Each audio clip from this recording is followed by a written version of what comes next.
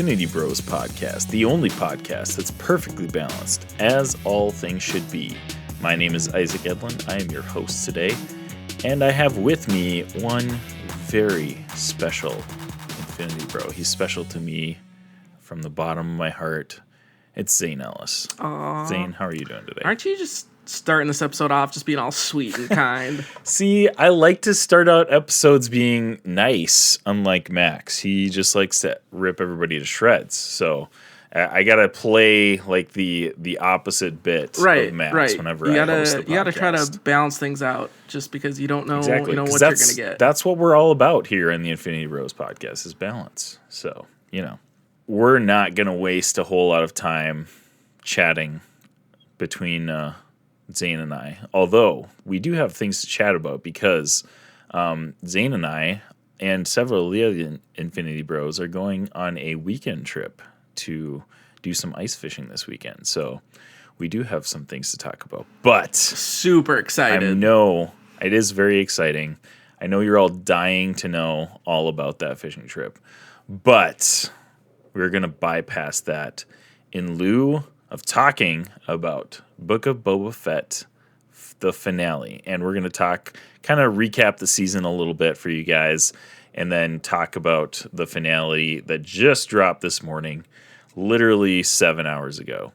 So we're getting this one out early because it's what the people want. Exactly. And they want Zayne as well. I have heard that.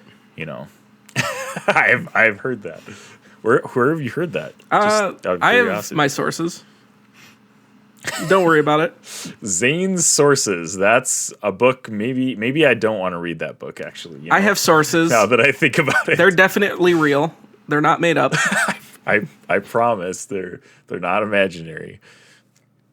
Alrighty then. Well, I'll take your word for it. We'll trust your sources because I don't really want to dig deep into what your sources are. That's probably a good choice.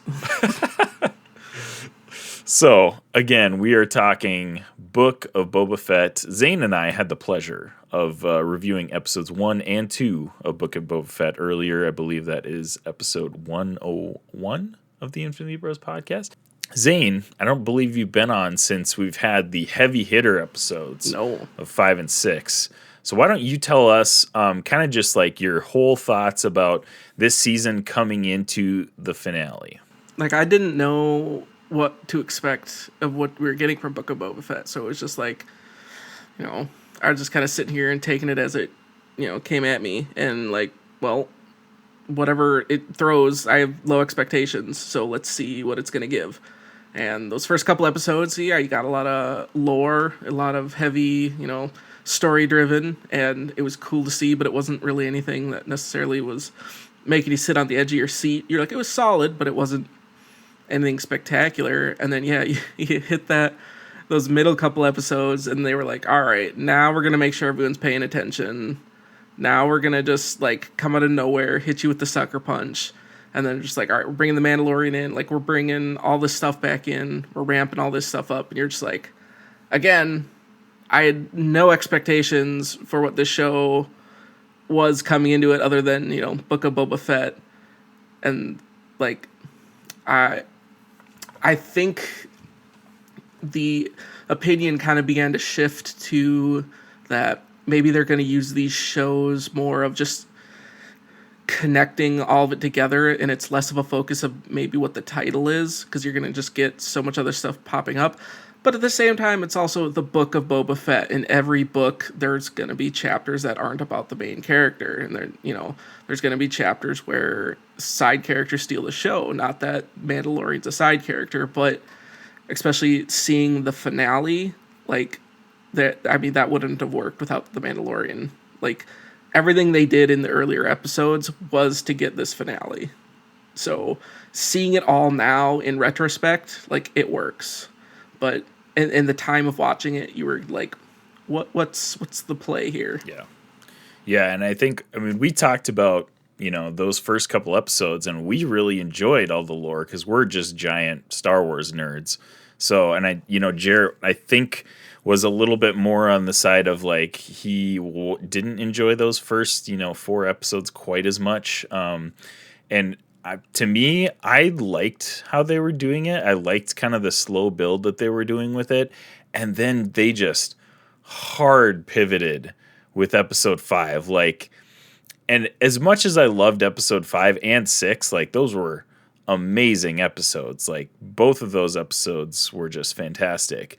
But as soon as we saw episode 5, I was like, we're not getting back to what we were seeing in those first 4 episodes. No. Like they hit the ground running in episode 5, and I knew from that point on, I was like, we're all right. This is it then.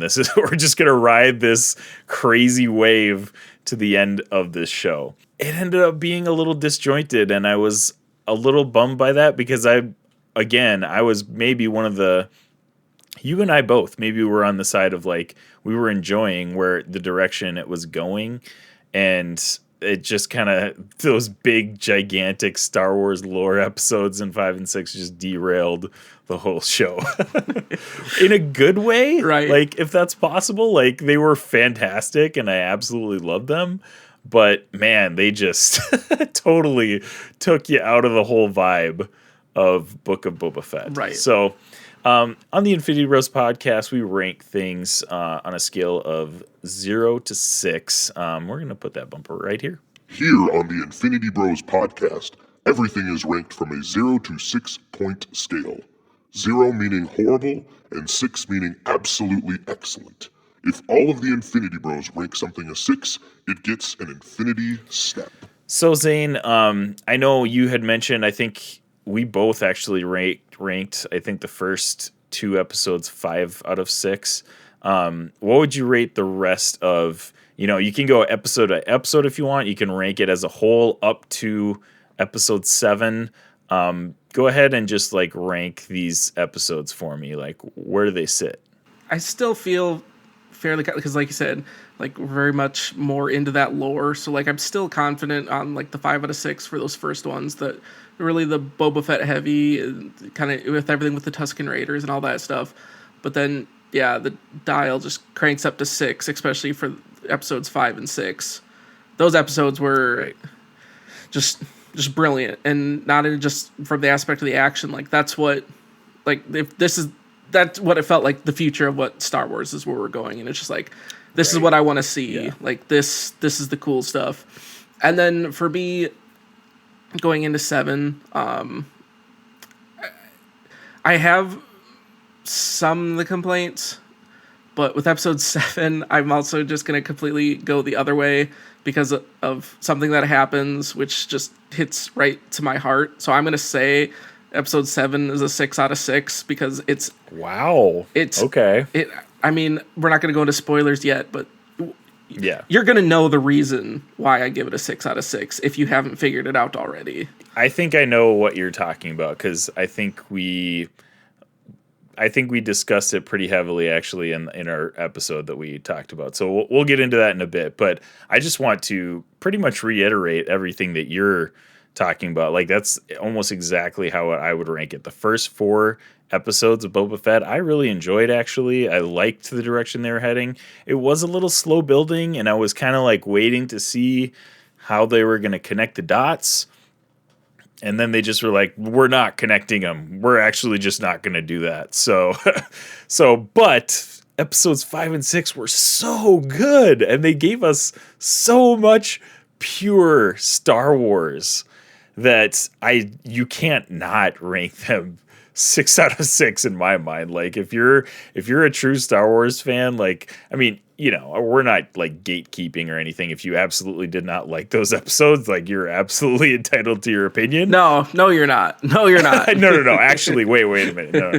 But like, I honestly can't see how you don't like those episodes as a Star Wars fan, because they just cram-packed all this Star Wars lore into them, and they were just fantastic. So, I think we're on kind of the same page coming into this episode, but I will warn you, like I've got a lot of mixed feelings after this finale. Oh no, like I don't disagree with that at all. I'm just saying, like, there's the one big reason why I'm giving it a 6 out of 6, because it's like it's right up my alley, and I was like, I can't deviate from it. So before we go any further If you guys haven't watched episode 7 of the Book of Boba Fett, it is the finale of the show.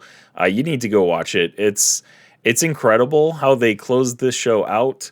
We'll put a spoiler warning right here. This is Prepare yourself. an Infinity Bros. Prepare yourself. Spoiler warning.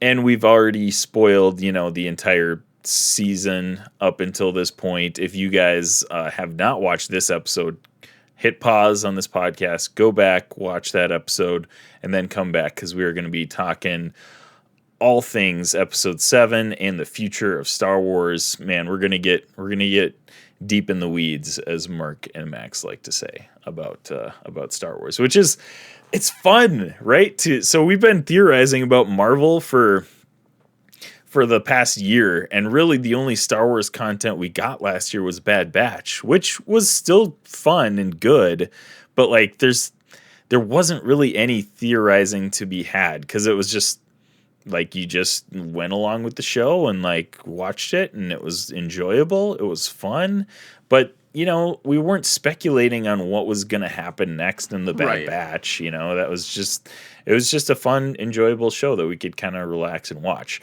Nice little spin-off to the Clone Wars. So, but it feels like it's been a long time since we've been this excited about Star Wars, right? Like, even back to probably Rise of Skywalker. Like, has it been that long? Like 3 years since we've gotten like crazy. Well, we got episode. We got that from the Mandalorian. We kind of had some of the speculation of what was going to happen. Yeah. But we outside of that, yeah, I don't know. I feel like the anticipation was huge for Mandalorian. Speculation maybe wasn't quite on that level. Like, I mean, we were like going nuts with all the Marvel stuff last year, with WandaVision, with Loki, all that stuff. We were like, what could happen? Like, we had the wall set up with all our red strings like all over the place. Right. I feel like that's happening with Star Wars right now, and I haven't felt that way about Star Wars for a really long time. Like, even in Mandalorian, which I absolutely love. If you could go back to our 2020 Stan Lee's, it's unanimously won our best show of 2020. Just universally loved across the board by the Infinity Bros. But just like that was another show that we kind of just like, the anticipation was there. We really wanted to see what was happening next, but we weren't like necessarily speculating what was going to happen next. I don't think, like, there was maybe a little bit there, but it wasn't quite as ramped up as I think things are getting right now. That's fair. Well, I think part of that too was just because we didn't know anywhere that the Star Wars universe could go from there.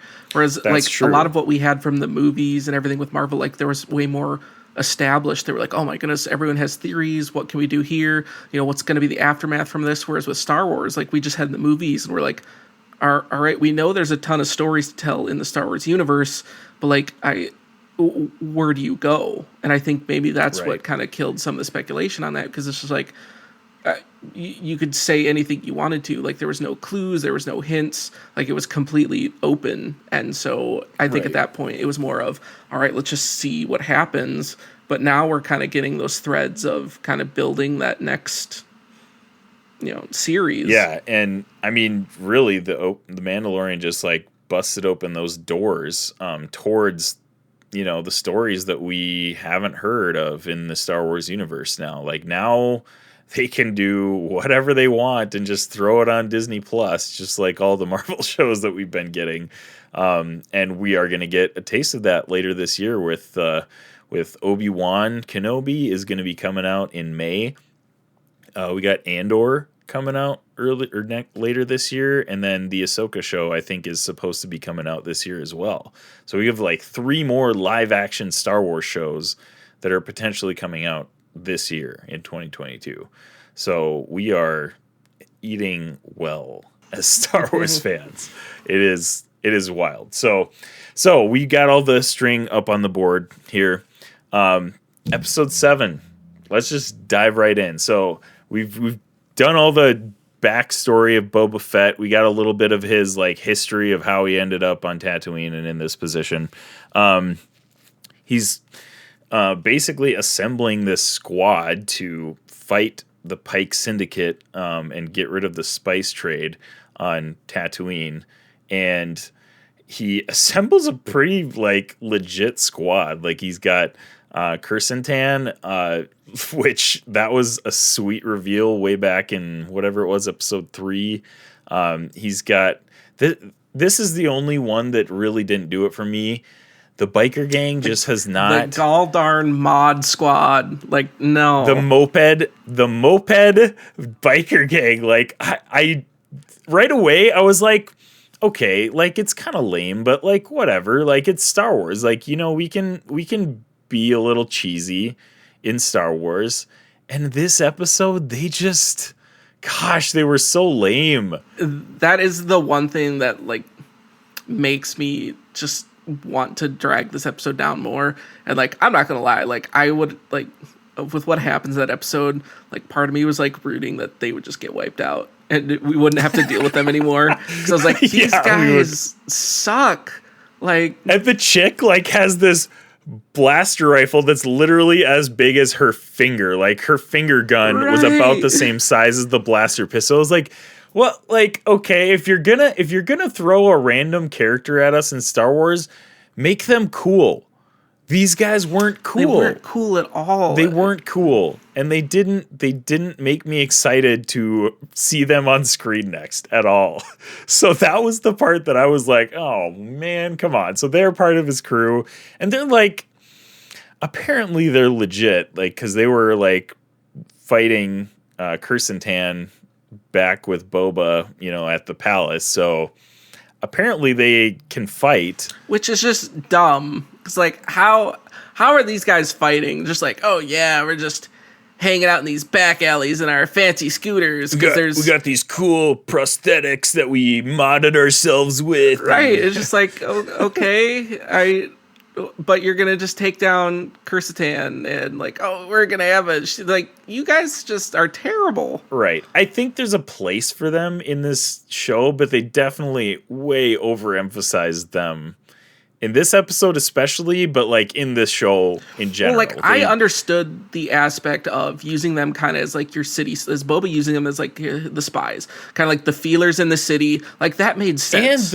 And the whole modding thing like is kind of cool because like they saved Fennec Shand, and you know, obviously spoilers for the post credit scene. They're gonna save Cobb Vanth as well, because he got gunned down by Cad Bane in episode 6, and which is kind of weird. I thought he was going to come back just like in a sling because he literally got shot in the shoulder. So I don't really understand why he's like in a back to tank and like dead.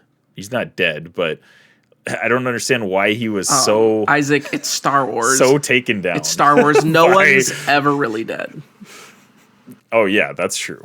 That's true. But like, it just seemed like the other guy that his deputy or whatever got like 6 shots in the chest. Yeah, but no one cares about him. Just lit up. He's the deputy. Well, nobody cares about. Yeah, that's why he dead. That's why he's really dead, because nobody cares about him. And I fully expected Cobb Vanth to come back, but I thought he was going to be like actually play a part in this episode, instead of, you know, being dead per se, and then showing up in the post-credit scene that they're gonna, you know, mod him and save him or whatever. So anyways, I thought the modding thing was kind of cool, but like, yeah, using them as your army, just, it took your coolness level down a couple notches.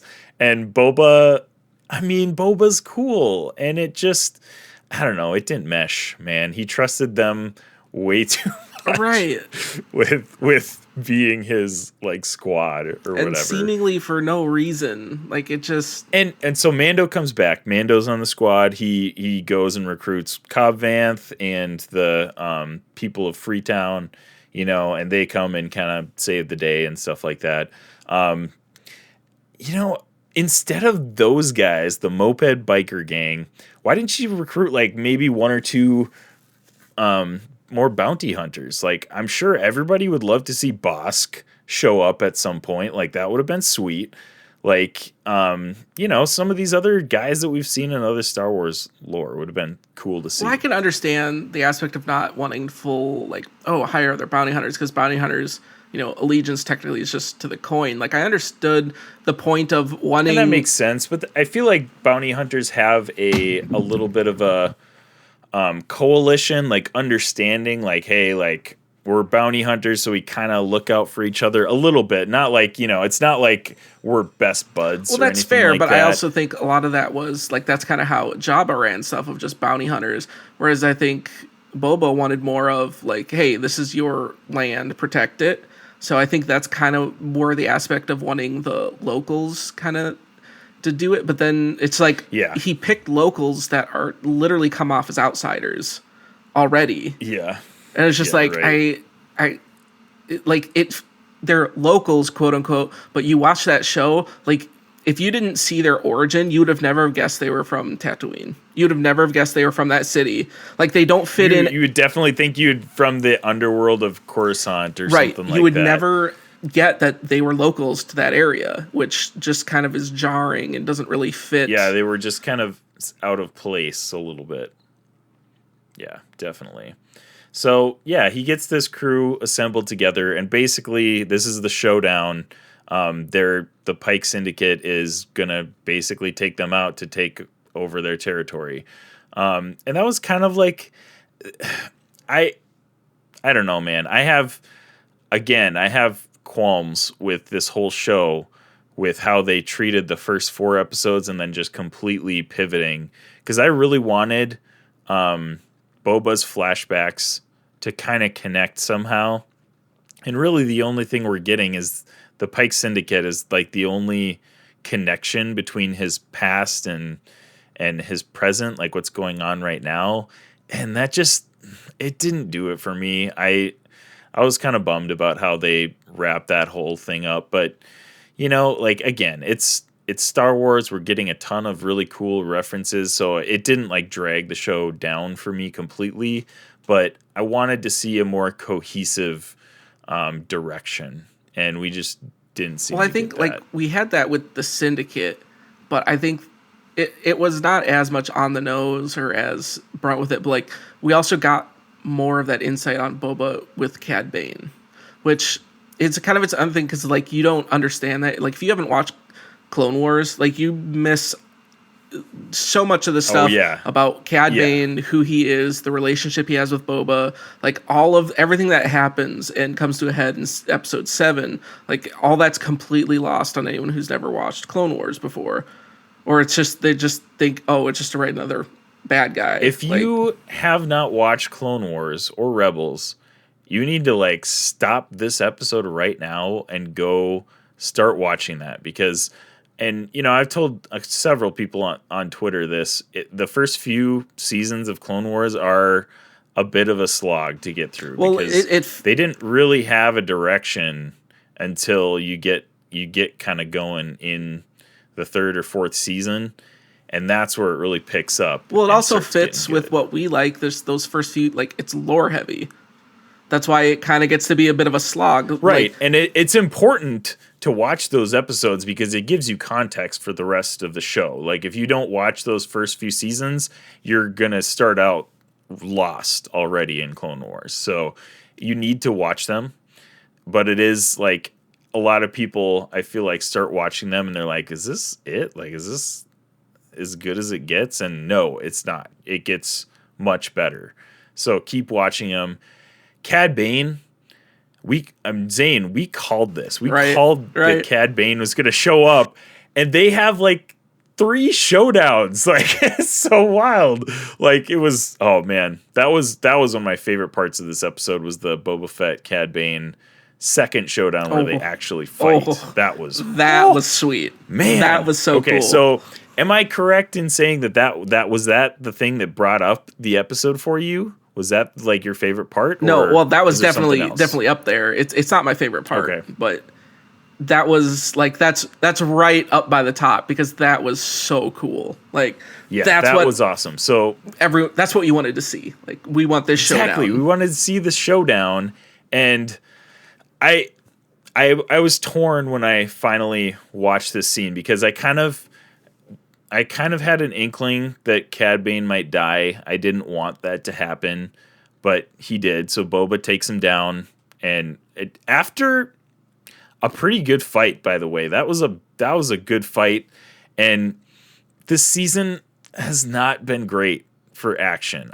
The action had, like, in comparison to the Mandalorian, the action hasn't been that great. Like, it's been fine, and it's still Star Wars, but it just doesn't match up to the Mandalorian's like sick action. I feel like. Well, I feel like a lot of this too, especially when you bring in Cad Bane, a lot of this stuff, I feel like Book of Boba Fett has way more of, hey, we're gonna hit some of this nostalgia, we're gonna give some of this stuff that like these fans of Clone Wars and the comics and stuff, like this is gonna be not necessarily a swan song to that, but like we're gonna give you guys more of this is what you guys want to see.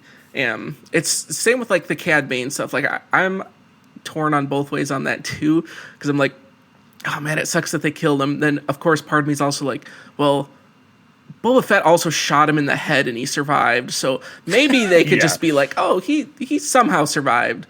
Also, so I was like a little curious after this episode, and I did some digging.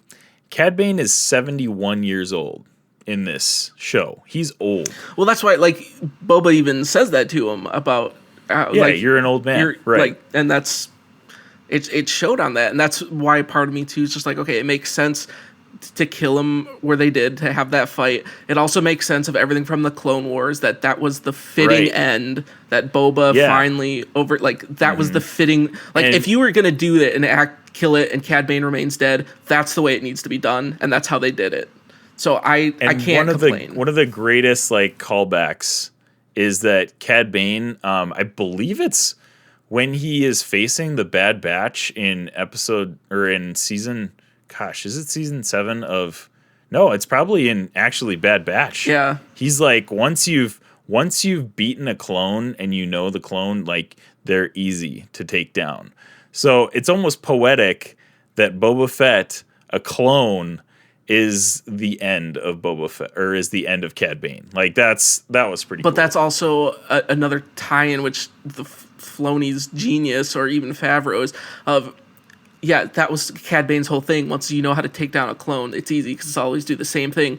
Well, they have this whole fight. He exhausts all his resources. What does Boba Fett end up beating Cad Bane with? The stick that he learned from the Tusken Raiders. Like, Boba Fett's a clone, but he learned something new. Right. Yeah. And that's what Cad Bane didn't expect. And, like, and that was kind of the whole showing of, like, people change. And like that, even that conversation as Cad Bane's there, like trying to ready to aim up the shot to take him out, of like, you're always a killer. Is he trying to say the whole thing? And Boba's like, showing that, like, no, I mean, yeah, he ends up killing him in the end to show that, no, I'm not afraid to do what needs to be done. You're right, exactly. But it's also like, I learned something different, and yeah, to take him out with I always forget what the name of that stick's called. I feel like we've looked it up every single time. Yeah, we totally looked it up. The gaffy stick. The gaffy stick, that's what it is. Gaffy stick. But yeah, like we that totally was looked that up last 100% the callback on that, because that wasn't a clone thing at all. Like, that was Boba Fett learned something new. That was brilliant. I thought that was like, that fight and the death of Cad Bane, I thought was like almost as poetic as like Darth Maul dying, and then Obi-Wan like just holding him in his arms. Like that's like the kind of the vibes that I was getting. Like, this is a very epic fight, and it was like just very fitting for Cad Bane to die that way. 100%. The one I was so. This is why I was torn, because like I want to see Cad Bane so much more in live action. Like I want more. The thing is though, Star Wars is not like Marvel. Like, we can get Star Wars shows from any point in the Star Wars timeline. It's not like Marvel, where it's like pretty linear, and we're, and obviously that's probably going to change with the whole Loki timeline thing going on in Marvel. But generally it's pretty linear. Star Wars, we could get a show at any point in the Star Wars timeline, so we could absolutely see more of Cad Bane in live action. Oh, like for that's sure. not off the table. Maybe even in Obi-Wan and Ahsoka coming up. Ahsoka, I'm assuming, is like with the timeline. Obi-Wan, I think, is a little bit further back in the timeline. Yeah. It's not like currently in the Mandalorian timeline right now. Because Obi-Wan's dead. Right. I don't know why I even would say that, but yeah. So Spoiler alert. Spoiler alert. Yeah, spoiler alert for That Obi-Wan's dead. Empire Strike Back. Yeah, But it does give me some excitement. The fact that they were like, hey, we're going to give Cad Bane, even though it was only for a couple episodes. So now the thought that I've had recently now is I wanted an Obi-Wan, and I hope they give it an Ahsoka too. Like, you gave us Cad Bane, give us Hondo Ohnaka. Give us Hondo. We need yes. Hondo now. Oh my gosh, gosh, you give us that'd Hondo, be amazing. that's the icing on the cake. We need Hondo either in Obi-Wan, Ahsoka, or both. Oh yes, please. Oh my gosh. If you guys have not watched Clone Wars, you're missing out. Or Rebels. Both of them. Amazing shows. You're missing out on some of the best characters in Star Wars. Not even joking. Hondo Ohnaka, that's his name, right? Hondo Ohnaka, Yeah. I think is one of the best characters in Star Wars, guys. He's so fun. But yeah, we definitely need to see him in live action at some point too. So, man, so this showdown was epic. And I think this was my favorite moment in this episode, because I'm going to be completely honest. I do not like Robert Rodriguez's action scenes. This whole episode just felt like the robots get out, like the Pikes bring these robots in. Like the showdown fight scenes when they're all standing there was pretty cool, like fine. Especially seeing Mando and Boba Fett whip out their jetpacks and fly around shooting these guys. That was a really, really cool moment. But then when the big like crawler machine gun things come out, the people start running, and like they're running for like 10 minutes down a wide open street away from these crawler things. Like, guys, you're from Tatooine. I think you could be a little smarter than this. Like, this is a little ridiculous. Come on, you can and they just keep running away as this thing is like shooting them. Like, it's that trope to me in movies when somebody's on the train tracks and they run on the train tracks To try to run away from the train. Like, to run away from the train. Like, get off the train tracks. Get off the train tracks. Then you don't have to worry about running away from the train. But no, they'll keep running on the road to get away from this thing where it can clearly keep chasing them. So that was lame. Maybe they were trying to confuse that with tactics that it wasn't expecting. Yeah, the whole biker gang, like the moped. I want to say moped because I don't like calling them a biker gang, because that insinuates that they're tough. Yeah, those are they're mopeds. The moped gang, they're like cornered by some random civilians in another section of town. Like, come on, like these guys, it's just, I don't know. I would have no issue if that whole moped squad just got wiped out right there. They would have not been any loss to me. I don't know if it's his cinematography in these fight scenes. I don't know. Something doesn't do it for me. And I think Jarrett mentioned it a couple episodes back, like that the moped chase scene in episode 4, maybe. It seems like they're driving 25 miles per hour. Oh, yeah. That whole... Like, it just seems so slow. That whole scene was so cringe. Right. And the action in this episode kind of reminded me of that. Like, it seemed like it was just happening in, like, slow motion somehow. Like, it wasn't in slow motion, but it seemed like it was in slow motion. And it just, I don't know. Except for the parts that we've talked about already. Like, the Cad Bane, Boba fight was fantastic. The jetpacks, incredible moments. But everything else. And then, we did get the Rancor at the end with Boba showing up on top of the Rancor. That was sweet. And we kind of, we kind of like knew that was coming at some point, because like why the heck would he get a Rancor and ask the guy to train him to ride him? That's straight up why they teased it. And literally after that was teased in that one episode, I was like, this needs to be in the finale. Oh, yeah. And that's exactly what was in the finale. And Right. that was my favorite part. Boba Fett shows up riding a Rancor and fights giant robots. It's Isaac. It's a giant monster fighting giant robots. It's the coolest thing ever. I know. I thought of you actually. I was like, this is this is some like total Godzilla versus like, mech type of Right. thing. Well, that's kind of my part of it, of how that whole scene was shot. And like, as I'm sitting here listening to you, how explaining like, oh, it felt like it's slow motion. Why were the people like just running down the road, blah, blah. Well, to me, from the other side, they shot that like a Godzilla King Kong movie. When Godzilla's coming down the street, people just run down the street. Like, that's kind of that slow, the lumbering. And you even had that in the end when the Rancor climbs that tower. That's King Kong. Oh, yeah. Like, Yeah. he Oh, put yeah. That so was a much of those great- homages from these monster movies. And, like, that's why I loved it. Because it felt like you were like, hey, we're going to incorporate some Godzilla, some King Kong. I mean, I did get those vibes. I just don't like those movies as much as you do. So it just didn't. Right, it didn't that's hit fair. with me. That's fair. Like, that's why I get, like, it's not going to hit. But, like, for me, I was like, yes, this is fantastic. You're going to get me every So time. I'm honestly like, I'm so happy that's your favorite part. Like, It's just, that it's totally makes so sense. cool. Like, I get, I'm a simple guy. You give me giant robots fighting giant monsters.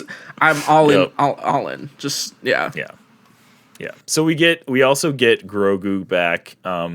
He comes back on an X-Wing. R2-D2 flies him back.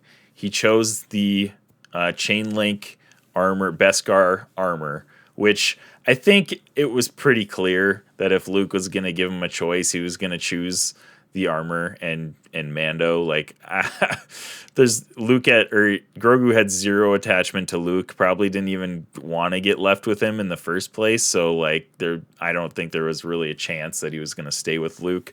But you didn't get to talk about this, and actually I don't think I did either. What did we think about Luke having Yoda's lightsaber at the end of episode 6? What were your thoughts on that, Zayne? I mean, I guess it was one of the things you're like, it makes sense because you're kind of bringing Grogu along. Like, I know from like the last episode, Heather talking about how it could, be setting up kind of like this alternate timeline of things. And it's like, why does Luke have that lightsaber? How does he have that lightsaber? But it would make sense, especially what we got from Rebels. And we know we're going to get, Ezra, we're getting Sabine, like we're getting those people. So like you're going to have all that in there. So you got to assume kind of all the events that happened in Rebels. Like, could they have gotten Yoda's lightsaber from somewhere else in the timeline possibly and create, use the Force in kind of that ultimate way of changing the whole timeline even? Maybe. I don't know, but I think it was kind of you had to do something of giving kind of Grogu that option of going back to what you had or continue on. So I think it was good that it was Yoda's lightsaber. I think that was more of the selling point to kind of here's the fork in the road, because I don't think it would have had that impact of just like, oh, here's just some regular random lightsaber. Like, I think it was there was intentionality behind it. Yeah, it definitely got us as Star Wars fans more intrigued and interested than if it were just like a random lightsaber or some other random Jedi object, So that's definitely true. But you touched on something that I want to talk about a little bit here. So Mark mentioned in our last episode that he thinks the current Star Wars verse, or whatever you want to talk about, is an alternate timeline from the sequel trilogy. So this is kind of a theory that's going around because of, and he mentions it's because of Yoda's lightsaber, actually, because in the comics, which are canon, they're Disney Marvel comics, Yoda's lightsaber gets destroyed with all of his stuff. So he believes that because of the events of Rebels that you mentioned, they are in an alternate timeline. The sequel trilogy is no longer canon, and we're kind of like treading new territory in the Star Wars universe. So what are your thoughts on that? And then I'll kind of get to round it off with mine after you share yours. I mean, I feel like just with everything we had with the sequel trilogy, this is the way you, this is the way you can This is the way. Yeah. set stuff up that you don't necessarily delete everything that happened. It's kind of like taking the playbook, what you had with Marvel, of just like, all right, this doesn't necessarily mean that didn't happen. It's just now you have an alternate timeline. It's just another, universe, multiverse, which we know can happen from Rebels. We can have now. Might it have different effects of how the timeline works because of the Force? Sure, maybe. I don't know. But if anyone, with Filoni and Favreau, like, would come up with a way of, hey, we're not going to just completely like disregard what happened in the sequels, but like we want to have a future of where we're going with this, they would come up with a way that makes sense of doing it. And the most sensible way of doing it is, what if there was some change in the timeline somewhere? Or it doesn't even necessarily have to be a huge change, if you want to go butterfly effect with it. Because even in Rebels, because when they pulled, because I believe what you had from Rebels, like Ahsoka was supposed to die fighting Darth Vader. Ezra saves and pulls her out. Yeah, so like that already Yeah. broke. Already screwed That up the already timeline, screwed something up, potentially. right? So now maybe that's the reason why we have Ahsoka when we shouldn't. So maybe that completely changed stuff. Did she go and save Yoda, or does that just completely change everything? So like that's how it makes sense to me that this is some sort of alternate universe, or at least someone somewhere changed something and things are slightly different. Yeah, I definitely could see that. I think I like the way you described it a little bit more than Mark, because Mark was totally leaning into sequels not canon anymore type of thing. Like he was thinking like, this is whole new territory, or that's the vibe that I got from listening to their episode anyways, that this is all new, that we're treading completely new territory. But I think yours sounds a little bit more like doable, like just little tweaks here and there. Maybe there are some things that will be different from the sequel trilogy, but Disney spent way too much money on the sequel trilogy to just completely throw them out of the timeline and like totally retcon them. That's why part of me feels like it wouldn't go that route. But even just from this aspect that just kind of like popped in my head, imagine where you have this other split, and like maybe that's why this focus, we're getting a lot, caught up on Yoda's lightsaber or the Beskar steel, or for Grogu. Like, what if that was the choice? Like, what if in this other timeline, like there was another one where Grogu takes the lightsaber, stays with Luke. That's why Luke builds his academy, which then leads us into the sequels, and he fails and all that. Whereas Right. now Grogu took the armor. Luke decides, hey, I shouldn't make the academy. Ahsoka starts the academy. Because remember, when Mandalorian shows up there, Ahsoka was the first one to say this is going to be a school for learning. That didn't come from Luke. It came from Ahsoka. So, maybe that choice was, to put it in Marvel terms, maybe that was their Nexus event. Yeah. If Grogu, maybe that's interesting. how it happens. Grogu takes the lightsaber, and that becomes the path that we have the sequel trilogy. But he took the armor instead, and now it could be an entirely different path, Right. Yeah. So what makes me believe that there's less changes than we probably are making it out to be is actually Luke giving Grogu this choice. And maybe there's a deeper thing behind it. I don't know. Maybe we're totally overthinking. We're probably overthinking everything here, but that's the fun part of it. So Luke, this choice that he gives Grogu and the whole training sequence, honestly, kind of like it unsettles me a little bit. Not in the sense of like the CGI. So that's like, I think that's totally amazing. Like what they're doing with like the deep fake CGI technology. Totally on board with that. The thing that unsettled me, but it kind of fit his character, was that Luke is like being pretty harsh and like totally like set on rebuilding the Jedi Order, which makes sense in his character, but at the same time, man, it's really easy to see how he could go from that, kind of mindset to where they are in the sequel trilogy with the choices that he made and his whole Jedi Academy getting destroyed by Kylo Ren.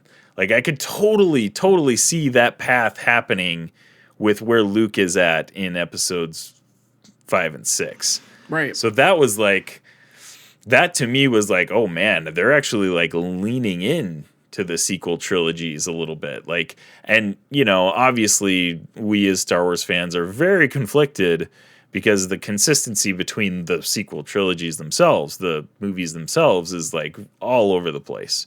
But it seems like they're wanting to, and they do this with all the shows, like with Clone Wars, with Rebels. They fill in the areas that we don't know about, that we have questions with these shows. They fill in those areas instead of like changing them or making it a different story. They make the original story better by making these shows. So, I mean, I kind of was like, oh, you know what? Like, alrighty then. If they're going to make the sequel trilogies better for me by, adding content in between the lines like they did with the prequel trilogy, if you guys are prequel trilogy haters, watch Clone Wars because it will make the prequel trilogy better for you. It fills in the blanks where we're questioning things in the prequel trilogy. And I think that's the direction that they're heading for the sequel trilogy, honestly. So that was just intriguing to me. But I could totally see where everybody's coming from with this alternate timeline stuff. Like something seems off and funky about the timeline. So I could also see that. And we are obviously going to be playing way more into Rebels with Ahsoka coming up later this year. And we already know she's looking for Thrawn for some reason, assumingly to get Ezra and, figure out whatever the heck they're going to do next, I guess. So, like, a lot of things coming down the pipeline, which is awesome. All right, back to episode 7, Zane. What was your final rating of this episode? And then after that, final rating of the Book of Boba Fett, the whole entire season. Oh, boy. Well, now that we're just... I initially said 6, but then I just was thinking about the mod squad again. It just annoyed me. Mod squad, I like that. I'm gonna drop 7 to a 5.5. As much as the whole Boba Fett riding a Rancor, like I'll go 5.5. And I think I'll stick with that for this series as a whole as 5.5. You have that kind of the lore building in those first couple episodes, and then it just kind of takes off in the back. But like there's enough of what they did kind of with the mod squad and like how we kind of talked about the gripes we had with it, that I can't give the whole series in total as a 6. But I definitely wouldn't be fair at anything under 5, because it's like we got Cad Bane, we had the cool showdowns, we had everything that we had with the Mandalorian, we had Boba Fett riding a Rancor. Like, you're making a really good case for me to up my score right now because I'm I'm thinking about it. The addition of Cad Bane alone holds so much weight for me. That's why I have to. You're I don't totally right. think I can go lower than 5.5 as the show as a whole, even though he's only in like the 2 episodes. Like, he is a beloved character of mine. Like, he's a top 5 Star Wars character. of all time, and the fact that we got him in live action, that it was the culmination of what you'd want it to be, the finishing of his story, of everything that ties with Boba Fett. Like, it's a 5.5 less because of Boba Fett and more because of Cad Bane. But like, I can't go lower because Cad Bane literally just hauls that score up. You're making really good arguments, Zane. That it's making me rethink my final score here. But again, because of that 0.5, yeah, right. That mod squad, you're killing it. The mod squad, man. You guys suck. Oof. They're bringing it down. Okay, so for the last episode of Book of Boba Fett, man, I'm gonna be honest. This is my least favorite episode in this whole show. The great, brilliant moments did not bring it up for me. Like, it brought it up enough. Like, I think it's still a good episode. It's a fine finale. Like, I was after the hype of episodes 5 and 6, where after I got done watching them, I literally texted you. I was like, Zane, right. I need to talk about this right now. Right. Like, I was so excited about those episodes. Especially after that Cad Bane reveal. Like, no. Oh, dude. Oh, my gosh. After the Cad Bane one, I was like, Zane, watch this right now and get back to me ASAP. Like, I need to talk about this. Like, I was so pumped about it. But anyways, yeah, this episode just didn't make me really, really excited about Star Wars in general, which is sad because those episodes 5 and 6 are so hype. They're really up there. So I have to bump this one down to a 4.5, which is still, in my eyes, solid. Yeah, that's fair. Again, great moments, but just overall, just didn't do it for me. And the show itself, I have to go with a 4.5 as well. Like, it was a good for like a Star Wars fan. It was fantastic.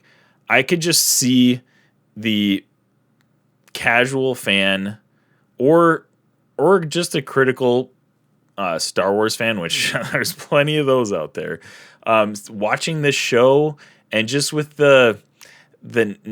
it's not being cohesive as a show. Like, The Mandalorian flows so well. You know what I mean? Like, it goes from episode to episode. It's episodic and serial in nature, right? Like, this was just disjointed as a show.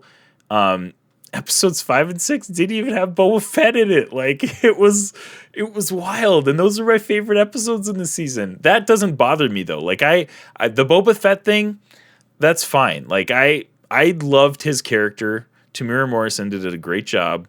I didn't care that much that he wasn't in those episodes, right? Because they were amazing episodes. But this whole show just is not cohesive. The Star Wars lore for me brings it up a lot. And I know Jared actually like trashed the first 4 episodes. He gave them like 2s out of 6s, and I'm not there. Like, I enjoyed those first 4 episodes. But overall as a show, I think I rated each of the episodes higher than I rate this entire show, just because as a show, it doesn't really work. And I said this in a previous episode, this is a filler show. Like, this is a show to keep Star Wars fans happy for the next show. Yeah, I can get a filler. I would not as much of a filler show, because to me, a filler show would be more of a, hey, here's just 7 episodes of just kind of like whatever, just to kill time. Like, so much of stuff, what happened in Boba Fett sets up for the future. Like, it's more of like an engine. Yeah, it's disjointed. It's not complete filler. It's disjointed. It doesn't always necessarily like come across how you'd want it, but like it kind of is that engine of driving, like, all right, we're still propelling stuff to the future. Like, we still got bits from Ahsoka, Mandalorian, Grogu, Boba, like it had enough of the stuff that, hey, we're setting stuff up from the future, but we're also resolving stuff from the past and giving that nostalgia. Like, we're bringing in Cad Bane. We're going to, revisit the pod racing scene. We're going to, bring in, the new ship for Mandalorian is an old Naboo cruiser. We have, a BD-1 appearance. Like, there's so much that you had from nostalgia and also what's going forward. But yeah, it's disjointed. It doesn't necessarily flow the greatest, but like it had enough that here's props to the past and here's what we're building kind of in the future.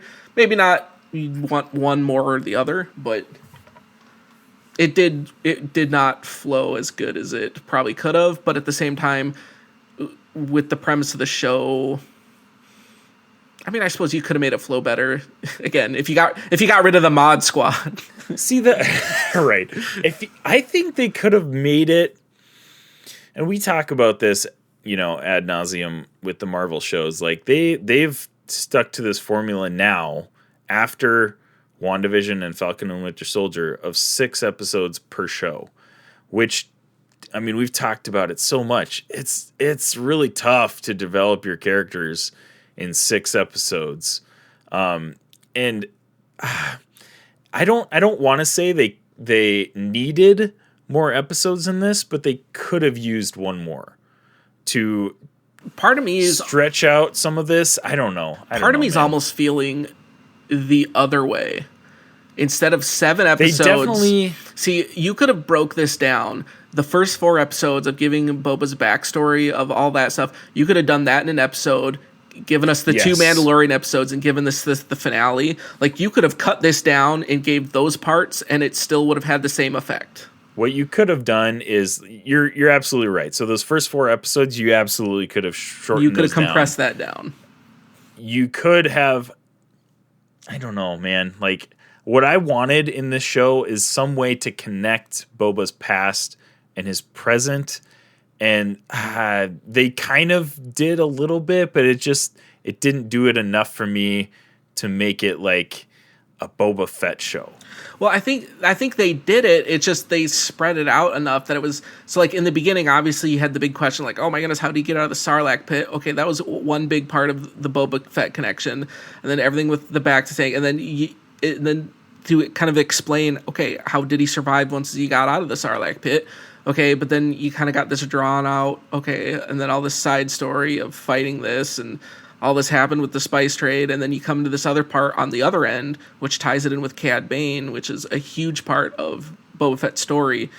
But it's like, those were kind of the sandwiched, ends, and you just didn't have quite enough in the middle.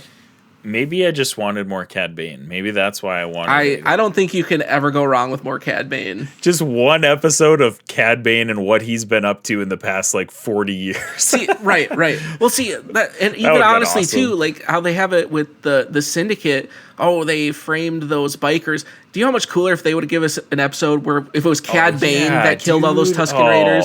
That would have been so much cooler. That would have been so much cooler if it was Cad Bane that took those guys out. Yeah. Missed opportunity. So they made some choices. I think Filoni has the overall vision and direction of this show. Robert Rodriguez, I don't know. Like, I didn't love the things that he was doing in this show. Bryce Dallas Howard did a fantastic job with that episode 5.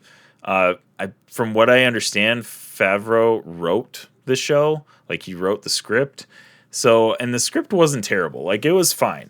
But I don't know, dude. I think it was the direction. So I'm just not crazy about the choices that they decided to make in the show. But still, really, really rich Star Wars lore. Some really awesome moments in this whole entire show. Like, almost every episode has a moment that was just like a really, really, really cool moment. Right. So yeah, really loved it. So I'd say 4.5 for this episode, 4.5 for the whole show, which I don't think is a bad score. I think that's pretty solid. That 4.5, anything above a 4 is rewatchable in my That's opinion. Fair. Yeah, for sure. So I would definitely rewatch this one. I think where I get hung up on the rating system is I play the comparison game a lot. And when I stack this show up to The Mandalorian, it just doesn't hold up, That's fair. I think for me, looking back on it, is doing a rewatch of this show. It's one of those things where you'll watch through the whole thing, once, but then multiple times through the year, you're going to go back and just rewatch those last 3 episodes. Like, you'll rewatch that multiple times, but you don't want to go through the True. slog of the first 4. Yeah, that's definitely true. I'll probably rewatch 5, 6, Like, and 7 you'll for sure, occasionally yeah. maybe watch that, but it's really for the setting point. Just for Cad Bane. Right, honestly. exactly. I'll just And that's watch why, those. like I said, that's why I have it so high, because of Cad Bane. I will literally go back and rewatch those episodes because of Cad Bane. I finished that episode I'm with with you on the that, the dude. Cad Bane reveal at work, and I came home and watched that episode again, because it's like, it's Cad Yes. Bane. Like, I will rewatch those That's episodes amazing. over and over. We absolutely need him in more live action stuff, though. That's Right. fantastic. All right, so here we go, Zane. Before we close it out here, anything you want to say about Book of Boba Fett, Episode 7, entire show? Anything else you want to hit on? Well, the thing that just popped in my mind, how long do you think it's going to take before we get a Funko Pop of Boba Fett riding the Rancor? Because Dude. because that's going in the collection. Yes, please. That is immediately gosh. a must buy. That would be amazing. Oh, it's coming. It's has gotta to be. It coming, has dude. to be. That's Like, amazing. I- Robbie I just need- pooped his right, pants. literally, after hearing I'm that. like, he doesn't I even need it. like Star Wars, but he still pooped his pants there. I need it. That's amazing. Yes, I am fully on board with that. Fully endorse Rancor with Boba Fett riding Funko Pop. Awesome. All right, Zane, we're gonna do something. Obi-Wan is the next show coming up. It's supposed to be dropping in May, so probably May the 4th. I would assume we'll probably Right, get the yeah. first episode. Is a good bet. Zane, one thing I want from you. What obscure random Star Wars character do you think we're going to see in the Obi-Wan show? Well, I mean, like I kind of already hinted it. It's got to be Hondo. Like, not That would be not that it's fantastic, not dude. that he's obscure, but like never in a million years did I think we were gonna get Cad Bane in a Boba Fett show. So it would only make sense and be super fitting that Hondo shows up in an Obi-Wan show. Like, just the way those two played off with each other, the way the relationship they had in Clone Wars, like, that would be the most fitting thing.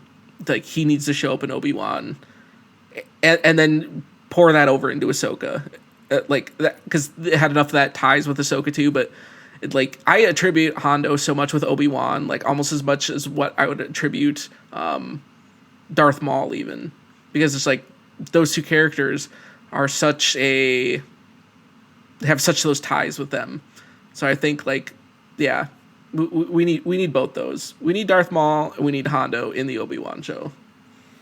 Yeah, dude, I am absolutely 100% on board with that. Hondo Anaka, please give it to me.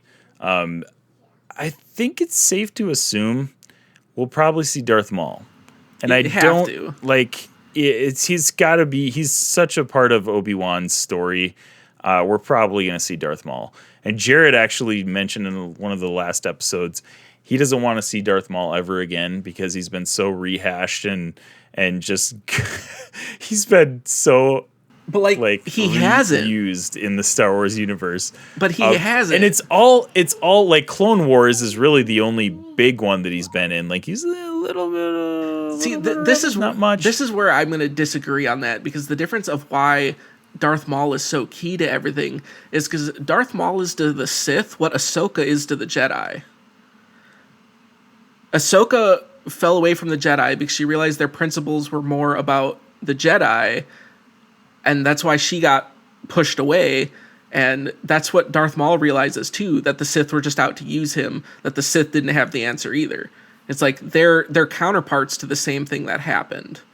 And like, just that combination is very cool to see as you're watching Clone Wars, especially then as you get into that final season, to see that and see those characters make that realization that we're on opposite sides of the coin, but we're kind of in the same spot and we've kind of learned the same lessons. Yes, thank you, Zane.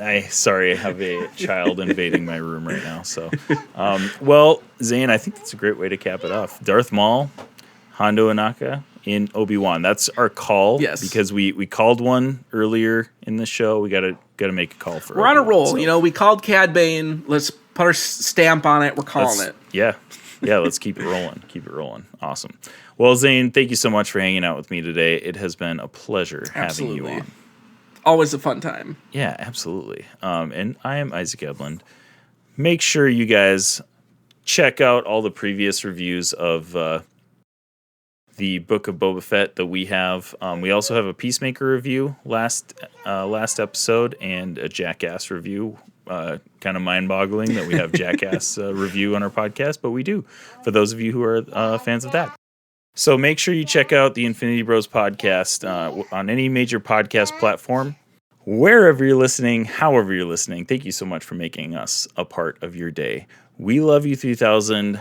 Bye.